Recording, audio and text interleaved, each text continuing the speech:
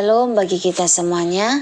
Firman Tuhan untuk kita hari ini dari Yohanes pasal 3. Percakapan dengan Nikodemus. Adalah seorang Farisi yang bernama Nikodemus, seorang pemimpin agama Yahudi. Ia datang pada waktu malam kepada Yesus dan berkata, "Rabi, kami tahu bahwa engkau datang sebagai guru yang diutus Allah. Sebab tidak ada seorang pun yang dapat mengadakan tanda-tanda yang engkau adakan itu, jika Allah tidak menyertainya." Yesus menjawab katanya, "Aku berkata kepadamu, sesungguhnya jika seorang tidak dilahirkan kembali, ia tidak dapat melihat kerajaan Allah." Kata Nikodemus kepadanya, "Bagaimanakah mungkin seorang dilahirkan kalau ia sudah tua? Dapatkah ia masuk kembali ke dalam rahim ibunya dan dilahirkan?" Jawab Yesus, "Aku berkata kepadamu, sesungguhnya jika seorang tidak dilahirkan dari air dan roh, ia tidak dapat masuk ke dalam kerajaan Allah. Apa yang dilahirkan dari daging adalah daging, dan apa yang dilahirkan dari roh adalah roh. Jangan engkau heran, karena aku berkata kepadamu, kamu harus dilahirkan kembali. Angin bertiup kemana ia mau, dan engkau mendengar bunyinya. Tetapi jika tidak tahu dari mana ia datang atau kemana ia pergi, demikianlah halnya dengan tiap-tiap orang yang lahir dari roh." Nikodemus menjawab, katanya, "Bagaimanakah mungkin hal itu terjadi?" Jawab Yesus, "Engkau adalah pengajar Israel dan engkau tidak mengerti hal-hal itu? Aku berkata kepadamu, sesungguhnya kami berkata-kata tentang apa yang kami ketahui, dan kami bersaksi tentang apa yang kami lihat, tetapi kamu tidak menerima kesaksian kami. Kamu tidak percaya waktu aku berkata-kata dengan kamu tentang hal-hal duniawi. Bagaimana kamu akan percaya kalau aku berkata-kata dengan kamu tentang hal-hal surgawi? Tidak ada seorang pun yang telah naik ke surga selain daripada Dia yang telah turun dari surga, yaitu Anak Manusia. Dan sama seperti Musa meninggikan ular di padang gurun, demikian juga Anak Manusia harus ditinggikan, supaya setiap orang yang percaya kepadanya beroleh hidup yang kekal.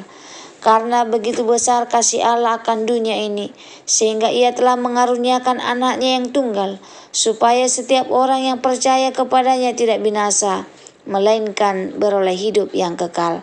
Sebab Allah mengutus anaknya ke dalam dunia, bukan menghakimi dunia, melainkan untuk menyelamatkannya oleh Dia. Barang siapa percaya kepadanya, ia tidak akan dihukum.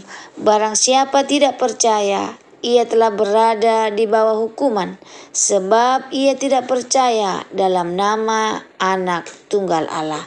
Dan inilah hukuman itu, terang telah datang ke dalam dunia, tetapi manusia lebih menyukai kegelapan daripada terang, sebab perbuatan-perbuatan mereka jahat. Sebab barang siapa berbuat jahat, membenci terang dan tidak datang kepada terang itu, supaya perbuatan-perbuatannya yang jahat itu tidak nampak. Tetapi barang siapa melakukan yang benar, ia datang kepada terang, supaya menjadi nyata bahwa perbuatan-perbuatannya dilakukan dalam Allah. Kesaksian Yohanes tentang Yesus. Sesudah itu Yesus pergi dengan murid-muridnya ke tanah Yudea, dan ia diam di sana bersama-sama mereka dan membaptis. Akan tetapi Yohanes pun membaptis juga di Ainon, dekat Salim, sebab di situ banyak air, dan orang-orang datang ke situ untuk dibaptis. Sebab pada waktu itu Yohanes belum dimasukkan ke dalam penjara. Maka timbullah perselisihan di antara murid-murid Yohanes dengan seorang Yahudi tentang penyucian. Lalu mereka datang kepada Yohanes dan berkata kepadanya, "Rabi, orang yang bersama dengan engkau di seberang sungai Yordan, dan yang tentang dia engkau telah memberi kesaksian, Dia membaptis juga dan semua orang pergi kepadanya. Jawab Yohanes, tidak ada seorang pun yang dapat mengambil sesuatu bagi dirinya kalau tidak dikaruniakan kepadanya dari surga.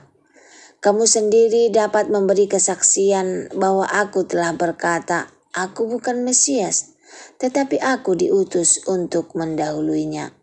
Yang empunya mempelai perempuan ialah mempelai laki-laki. Tetapi sahabat mempelai laki-laki yang berdiri dekat dia dan yang mendengarkannya sangat bersukacita mendengar suara mempelai laki-laki itu. Itulah sukacita, dan sekarang sukacita itu penuh. Ia harus semakin besar, tetapi aku harus semakin kecil. Siapa yang datang dari atas adalah di atas semuanya.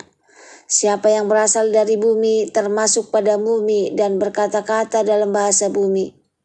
Siapa yang datang dari surga adalah di atas semuanya. Ia memberi kesaksian tentang apa yang dilihatnya dan yang didengarnya, tetapi tak seorang pun yang menerima kesaksiannya itu. Siapa yang menerima kesaksiannya itu, ia mengaku bahwa Allah adalah benar. Sebab siapa yang diutus Allah, dialah yang menyampaikan firman Allah.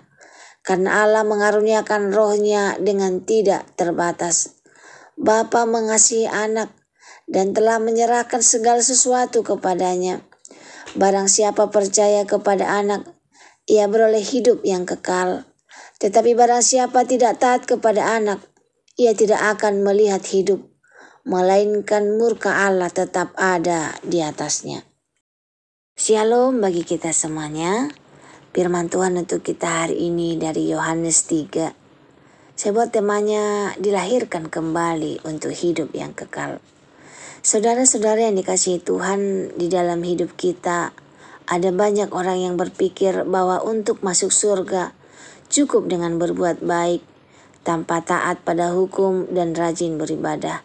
Namun Yesus dalam percakapannya dengan Nikodemus menunjukkan bahwa syarat utama untuk masuk kerajaan Allah bukanlah sekedar berbuat baik lahiriah, melainkan harus dilahirkan kembali. Nikodemus adalah seorang pemimpin agama Yahudi, orang terhormat, cerdas, dan taat hukum Taurat. Namun Yesus menyatakan kepadanya, jika seorang tidak dilahirkan kembali, ia tidak dapat melihat kerajaan Allah. Ayat 3-8. Dilahirkan kembali bukan dari daging, tetapi dari roh. Yesus menekankan bahwa kelahiran kembali bukanlah pengalaman fisik, melainkan lahir dari air dan roh. Air melambangkan penyucian, baptisan atau pertobatan, dan roh melambangkan kuasa Allah yang memperbaharui hati.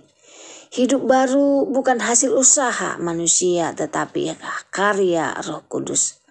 Banyak orang Kristen lahir dalam keluarga rohani, aktif di gereja bahkan melayani. Namun tanpa kelahiran baru, semuanya itu hanya ritual.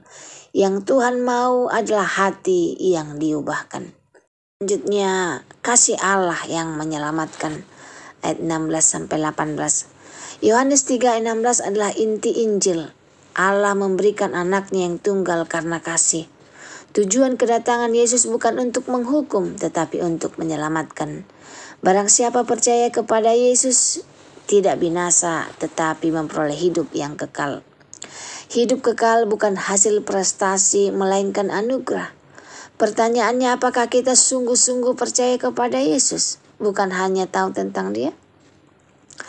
Hidup dalam terang, bukan dalam kegelapan. Ayat 19-21. Manusia sering lebih suka kegelapan karena dosa. Tetapi orang yang lahir baru akan mencari terang, supaya hidupnya nyata sebagai pekerja Allah. Dilahirkan kembali berarti ada perubahan nyata dalam cara berpikir, berbicara, dan bertindak. Mari kita periksa diri kita pribadi. Apakah kita lebih suka menyembunyikan dosa atau datang kepada terang Kristus untuk dipulihkan?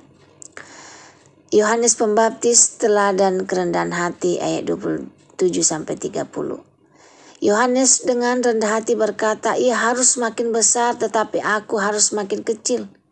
Hidup orang yang lahir baru bukan lagi berpusat pada diri, melainkan memuliakan Kristus. Dalam pelayanan, keluarga, pekerjaan, biarlah Yesus yang semakin besar, bukan nama atau prestasi kita. Yang terakhir, hidup kekal atau murka Allah ayat 36. Barang siapa percaya kepada anak, ia beroleh hidup kekal. Tetapi barang siapa menolak Yesus, murka Allah tetap ada di atasnya. Pilihan hidup manusia hanya dua, menerima Yesus untuk hidup kekal atau menolak Dia dan binasa. Jangan menunda keputusan. Keselamatan adalah hal yang paling penting dan mendesak dalam hidup kita. Saudara-saudara yang kekasih, Yesus berkata, kamu harus dilahirkan kembali. Itu bukan pilihan, melainkan keharusan. Kelahiran baru membuat kita hidup oleh roh, bukan oleh daging. Mengalami kasih Allah yang menyelamatkan. Hidup dalam terang, bukan dalam kegelapan. Menjadikan Kristus semakin besar dalam hidup kita. Semoga firman Tuhan hari ini menjadi berkat bagi kita. Terima kasih, Tuhan Yesus memberkati. Shalom.